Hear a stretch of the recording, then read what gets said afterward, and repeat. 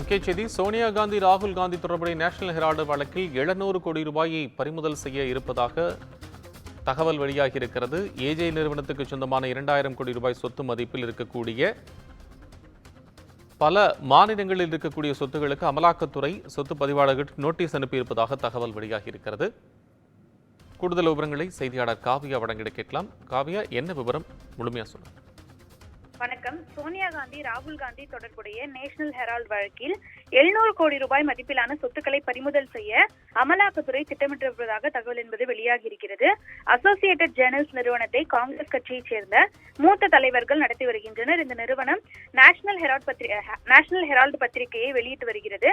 இந்த நிறுவனத்துக்கு ஹரியானா மாநில தலைநகர் சண்டிகருக்கு அருகே உள்ள பஞ்ச்குலாவில் நிலம் ஒதுக்கப்பட்டது. ஹரியானா மாநிலத்தின் முன்னாள் முதலமைச்சர் பூபேந்திர சிங் ஹூடா தலைமையிலான அரசு 64 கோடி ரூபாய் மதிப்பிலான அந்த நிலத்தை 59,39,000 ரூபாய்க்கு அந்நிறுவனத்திடம் வழங்கி முறைகேட்டில் ஈடுபட்டதாக குற்றம் சாட்டப்பட்டது. இது தொடர்பாக சட்டவிரோத பண பரிவர்த்தனை தடுப்புச் சட்டத்தின் கீழ் அமலாக்கத்துறை வழக்கு பதிவு செய்து விசாரணை நடத்தி வருகிறது.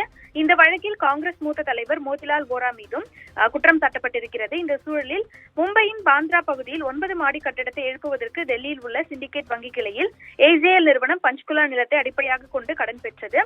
தொடர்ந்து அந்த நிறுவனத்துக்கு சொந்தமான பஞ்ச்குலா நிலத்தை அமலாக்கத்துறை ஏற்கனவே முடக்கியிருக்கிறது.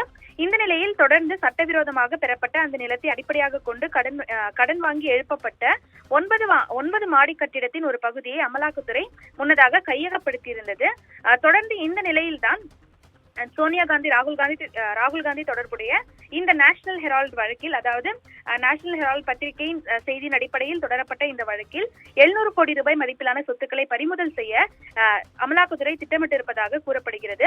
அமலாக்கத்துறை இயக்குநரகம் முன்னதாக டெல்லி, மும்பை மற்றும் லக்னோவில் உள்ள சொத்து பதிவாளர்களுக்கு இது தொடர்பாக நோட்டீஸ் அனுப்பியிருக்கிறது. அதாவது அசோசியேட்டட் ஜேர்னல் லிமிடெட் கீழ் உள்ள சொத்துக்களின் வாடகை அல்லது குத்தகை மாதாந்திர தொகையை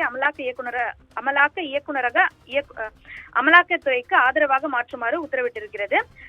தொடர்ந்து இடியின் படி சொத்துக்களின் மதிப்பு 661 கோடி எனவும் தெரிவிக்கப்பட்டிருக்கிறது. அசோசியேட்டட் ஜேர்னல்ஸ் லிமிடெட் பணமோசடி வழக்கில் சொத்துக்களை கையகப்படுத்த விசாரணை நிறுவனம் PMLA உடைமை விதிகள் 2013 விதி 5 மேற்கோள் காட்டி இந்த வழக்கானது நடத்தப்பட்டு வருவது குறிப்பிடத்தக்கது. இதன் காரணமாக சோனியா காந்தி மற்றும் ராகுல் காந்தி இந்த வழக்கில் இந்த வழக்கு காரணமாக இருவருக்கும் மிகவும் பின்னடைவு வாய்ந்த உத்தரவாக இது பார்க்கப்படுவது குறிப்பிடத்தக்கது. உங்கள் விவரங்களுக்கு நன்றி.